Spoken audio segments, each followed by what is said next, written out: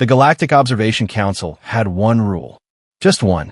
And it was simple enough that even a Groblian larva could follow it.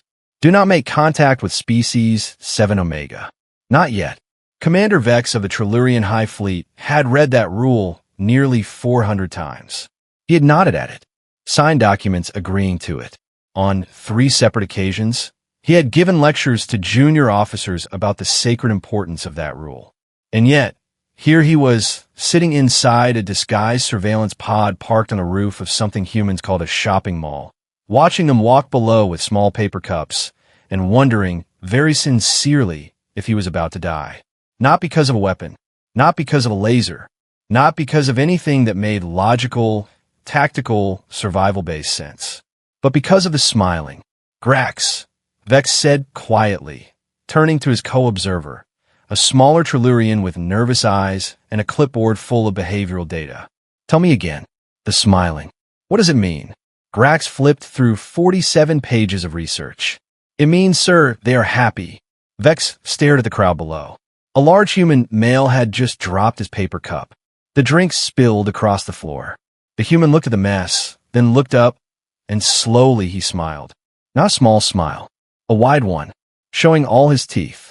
That, Vexx said, pointing a trembling finger, does not look like happiness to me. What does it look like to you, sir?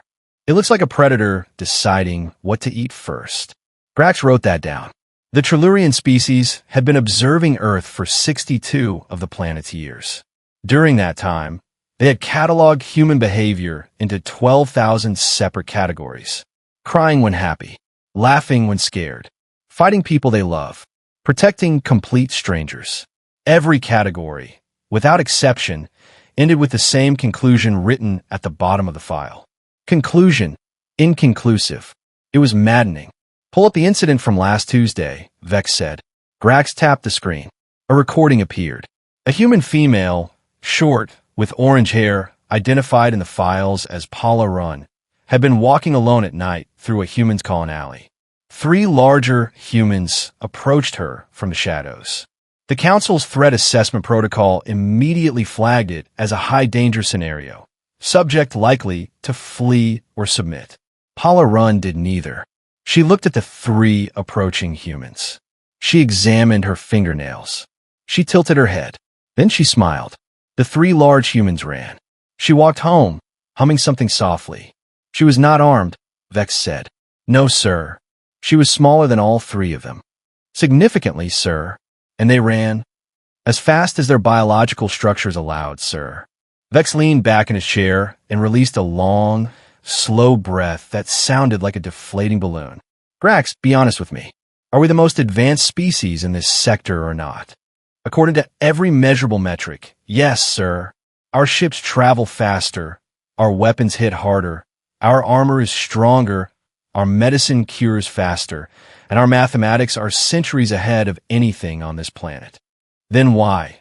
Vexx said very carefully. Am I afraid of them? Grax put down the clipboard and thought for a moment. Because, sir, every species we have ever encountered follows a pattern. When threatened, they fight or run. When injured, they stop. When outnumbered, they surrender. The Vokhtari did it. The Sen did it. Even the Dracorians, with 3 hearts and weapons made of collapsed star matter, did it. And humans? Humans, Grax said slowly, do not appear to have received that information. Below them, a group of human children were chasing each other in circles, screaming at the top of their lungs and laughing. One child fell hard onto the concrete. The others stopped. There was a pause. Then the fallen child stood up, looked at the scraped knee, and started laughing even harder than before. Vexx watched this with the expression of someone who had just discovered gravity worked differently here. I need you to pull up the report from the outer moon station, he said. The one the Council tried to keep quiet. Grax hesitated. That was never a good sign. The one where first contact was accidentally made 6 months ago, Vexx added. Another hesitation. Longer this time. The one, Vexx said, lowering his voice, where the human who found our scout team did not scream, did not faint, did not call for help, but instead offered them something called a sandwich and asked if they, quote, wanted to talk? Grax pulled up the file. The report was 11 pages long.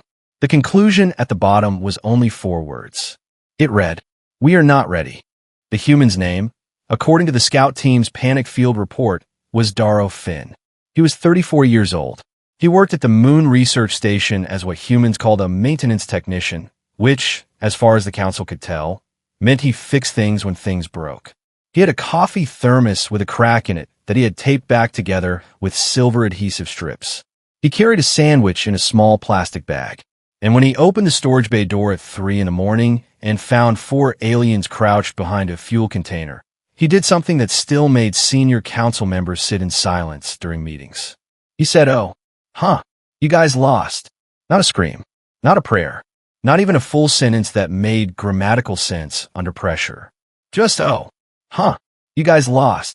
Scout Leader Pin reported that the team froze for 11 seconds. 11 full seconds of absolute silence. Their training covered hostile encounters, peaceful negotiations, extraction protocols, and emergency evacuation. It did not cover a human casually offering them half of a cheese sandwich while leaning against a fuel container. Pin accepted the sandwich. She later said she did not know why. She said it felt rude not to. The council spent 4 months arguing about that sandwich. Vexx read the report on his screen now, sitting inside the observation pod above the shopping mall, while Grax quietly refilled his tea and pretended he was not extremely unsettled. He asked them questions, Vexx said, reading aloud. He asked where they came from. He asked how long the journey took. He asked if their ship ran on something like fuel or something stranger. Vexx looked up. He was curious, Grax. Not terrified. Curious. "Yes, sir. There's a species out there that responds to the unknown with curiosity."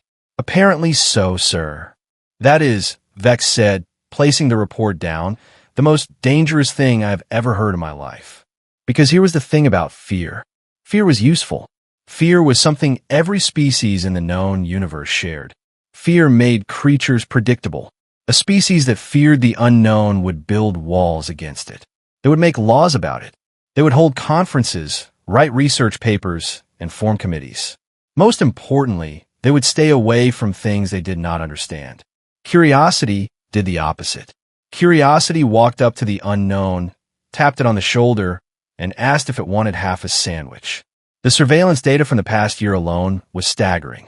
Humans poked at things that should have killed them and wrote books about it afterward. They climbed mountains for no survival reason, simply because the mountain existed. They jumped out of functional aircraft on purpose. They went to the bottom of the ocean in metal tubes held together by bolts and called it exploring. They looked at diseases that dissolved living tissue and said, "Interesting," and then spent decades figuring out how to stop them. And through all of it, through every impossible, reckless, statistically suicidal act they performed, they kept using one expression that made Trillurian analysts deeply uncomfortable. They said, "What is the worst that could happen?" Vexx stood up from his chair. He walked to the small circular window of the pod and looked out over the city below. Millions of humans moved in every direction, carrying bags, talking into small devices, stopping to look at things that interested them, arguing loudly, then hugging the same person they had just argued with. A food vendor on the corner was burning whatever he was cooking, and a line of humans waited patiently to buy it. "Grax," Vexx said quietly, "what is the current council timeline for formal contact?" 80 years, sir. The council believes humanity needs 80 more years of development before they are considered stable enough for introduction to the wider galactic community.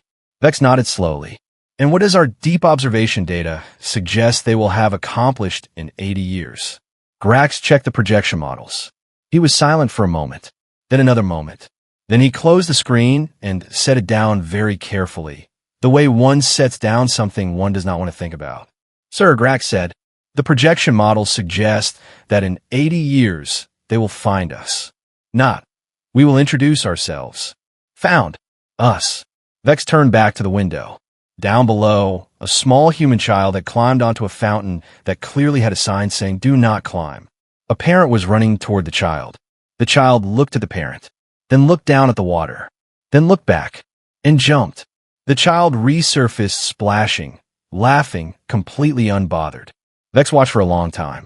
"Send the full report to the High Council," he said finally. Tell them the 80-year timeline is no longer a plan. Tell them it is a countdown. He picked up his coat and looked at the city one last time. Somewhere below, a human was laughing. Then another joined. Then 3 more. The sound rose upward. It sounded friendly. That was, without question, the most frightening part. The universe had weapons that could erase stars. Civilizations that could silence galaxies. But humanity had something worse. When the void watched them, humanity smiled back.